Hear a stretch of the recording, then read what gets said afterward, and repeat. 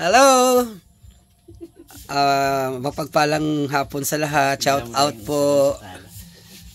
Ito po yung ating salon sa Talon. Yan. By Nonoy Salazar. Shout out. Ayan. Noy, kaway-kaway, Noy. Ayan, siya yung may-ari dito. Ayan. At saka meron pang pwede pang live pa dito. Ayan. Cute siya, cute. So lahat pong mga gustong magpaganda o kahit magpa-home service, ayan, ito yung kanyang salon sa Talon. Ayan. May mga kwan si Nonoy dito, may mga gamit siya para sa mga walk-in dito sa kayang salon sa Talon. Ayan. May mga kwan din siya dito, may mga gamit talaga siya. Ayan, ganun siya. Kaya tinawag na salon sa Talon, bakit?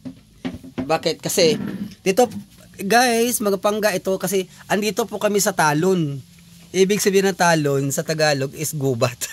Ayan. Ayan. Ayan. Gubat ito, hindi naman sa gubat ang gubat, baga kung sa ano sa bundok. Ayan. So, ito yung una-unang salon sa Talon dito sa aming place. Dito sa Mambusaw, sa Balit. Ayan. So, ayan, oh. Ayan. Hello. Ayan. Yung salamin yan nakapakapag sa salamin Ayan. So, ayan. Sa mga gustong pwede kayo magpatawag ng home service din. Home service din si Nonoy Salazar. Ayan. Nagpasyal ako dito kasi gusto kong tingnan yung kanyang galing galing, di ba?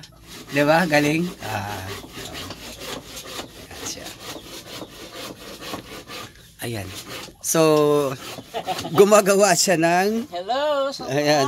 Gumagawa siya ng shampoo bed daw yung pag niya. Ayan. Tapos may maliit din siya na counter dito. Ayan, counter niya. Ito. Ayan. Yung mga kanya. Meron siyang maliit na counter. Ayan. Okay, sa lahat ng mga gustong magpapaganda, magpa-beauty, ayan, pwede kayo pa-schedule kay Nonoy Salazar. Shout out. Andi sa kanyang, meron din siyang Facebook accounts. Nonoy Salazar ang pangalan mo, no? Sa Facebook. Noy Salazar. Ayan. Okay, guys. Thank you very much. Ayan. Ang cute naman ng kwan ni Noy Salazar. Ayan. Okay, God bless. God bless.